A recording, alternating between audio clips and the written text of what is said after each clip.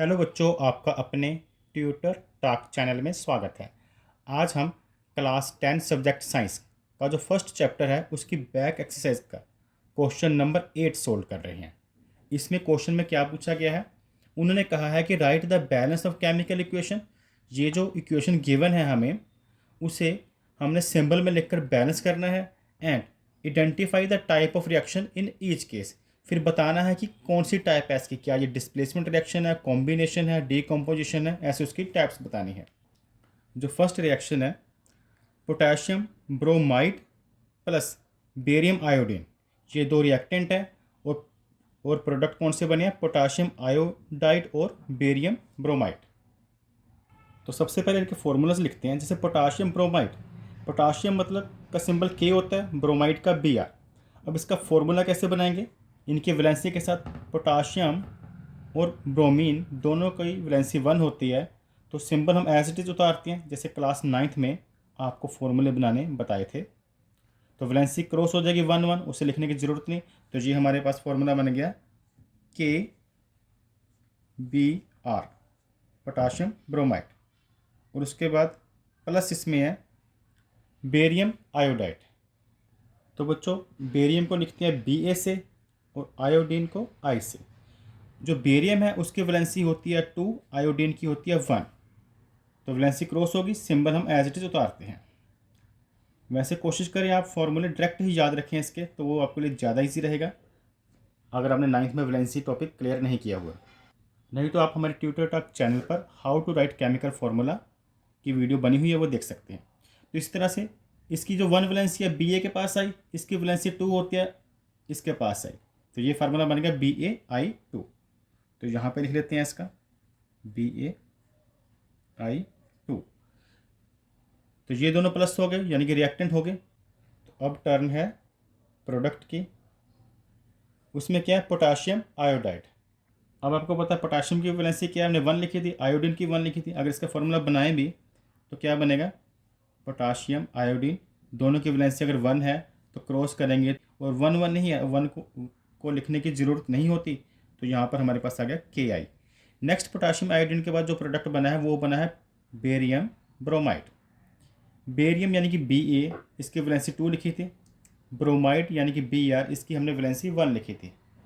तो यहाँ पे 2, यहाँ पर 1, अगर इसकी वैलेंसी क्रॉस करें तो हमारे पास फॉर्मूला क्या बनता है, B A as it is उतारा, बी आर भी एज इट इज उतारा और वैलेंसी कर दी क्रॉस, 1 बी ए की तरफ और ये वाला 2 जो है बी आर की तरफ। तो ये बन गया बी ए बी आर 2। तो यहाँ पर लिख देते हैं बी ए बी आर 2। अब इस इक्वेशन को बैलेंस करना है। बैलेंस कैसे करते हैं, दोनों तरफ एटम को काउंट किया जाता है। जैसे पोटाशियम का एटम इधर पूरी लाइन में 1 टाइम है, इधर भी 1 टाइम है। इधर बी आर के एटम कितने हैं, 1 टाइम। इधर बी आर के एटम कितने हैं, 2 टाइम ब्रोमीन के। तो इधर 2 एटम है ब्रोमीन के, इधर 1 है। तो जहाँ पर कम पड़ रहा होगा इधर 1 है, इस तरफ 1 है, तो अगर 2 लगा दूँ तो यहाँ पर भी कितने हो गए, ब्रोमीन के 2 एटम हो गए। लेकिन अगर यहाँ पे 2 लगाने से हमें क्या होगा, ये 2 के को भी इफेक्ट करेगा, पोटाशियम के एटम को भी। पोटाशियम के 2 एटम हो गए, यहाँ पर पोटाशियम के कितने एटम है, 1 है, तो हमें 2 यहाँ भी लगाना पड़ेगा। अब यहाँ पर 2 लगाने से आयोडीन के भी 2 हो गए, तो यहाँ पर आयोडीन के 2 एटम अगर हो हैं, पोटाशियम के भी 2 है और आयोडीन के भी 2 हैं, तो इधर भी आयोडीन के 2 एटम है। तो इस तरह से अगर चेक करें तो दोनों तरफ एटम की काउंटिंग इक्वल है। अब अगर हम इस इक्वेशन की टाइप्स बताएं तो क्या हो रहा है, यहाँ पर पोटाशियम के साथ बी आर था और बेरियम के साथ आयोडीन, लेकिन जब नेक्स्ट पार्ट में देखते हैं तो दोनों एक्सचेंज हो जाते हैं, म्यूचुअल एक्सचेंज। ये वाला जो ब्रोमीन जो है, ब्रोमीन वो बेरियम के पास चला गया और जो आयोडीन है वह पोटाशियम के साथ आ गया। यहाँ पे देख सकते हैं पोटाशियम के साथ आई लगा हुआ है और बेरियम के साथ बी आर, यानी कि ये आपस में एक्सचेंज हो गए। जब म्यूचुअल एक्सचेंज होते हैं तो उसे हम बोलते हैं double displacement reaction. Double displacement reaction, तो ये डबल डिस्प्लेसमेंट रिएक्शन की है। अब इसका पार्ट 2 देखें, सेकंड टॉपिक कि जिंक कार्बोनेट, एक यहाँ पर है रिएक्टेंट और 2 प्रोडक्ट है जिंक ऑक्साइड और कार्बोनेट।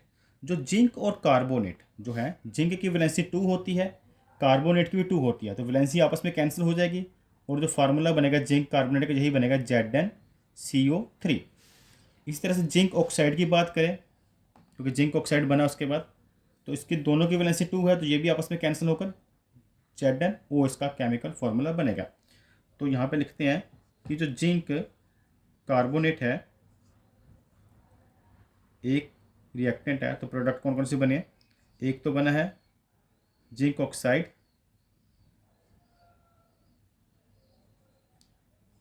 और दूसरा कार्बन डाइऑक्साइड। कार्बन डाइऑक्साइड का फार्मूला लिखना आपको आता है CO2। अब दोनों तरफ काउंट करें तो Zn 1 टाइम है, यहाँ पर भी Zn 1 टाइम है, यहाँ पर C 1 टाइम है, यहाँ पर भी C 1 टाइम है, यहाँ पर O 3 टाइम है, यहाँ पर O 2, यहाँ पर है 1, यहाँ पर, तो ये भी टोटल 3 टाइम हो गया। इसे बैलेंस करने की ज़रूरत नहीं है। हाँ, इसकी टाइप्स बतानी है। जब एक रिएक्टेंट और 2 प्रोडक्ट हों तो उसे हम डीकम्पोजिशन रिएक्शन कहते हैं। Decomposition reaction. Next third part करते हैं हम, hydrogen plus chlorine change to hydrogen chloride. तो यहाँ पर हाइड्रोजन यानी कि H2, क्लोरीन यानी कि Cl2, और उसके बाद हाइड्रोजन क्लोराइड यानी कि हाइड्रोजन और क्लोरीन से मिलकर बनता है, और दोनों की वैलेंसी 1 है, तो अगर वैलेंसी एक्सचेंज करते हैं तो इसका फार्मूला सेम HCl ही रहेगा, यानी कि HCl से लिखेंगे। अब इसको बैलेंस करते हैं तो हाइड्रोजन के 2 एटम, यहाँ पर हाइड्रोजन का 1 एटम, तो यहाँ पे 2 लगा लेते हैं। अब इधर भी 2 हाइड्रोजन के एटम, इधर भी 2 हाइड्रोजन के एटम, लेकिन इस 2 का इफेक्ट क्लोरीन पर भी पड़ेगा। क्लोरीन के यहाँ पर 2 एटम हो गए, यहाँ पर भी क्लोरीन के 2 एटम है, तो ये भी बैलेंस हो गई है।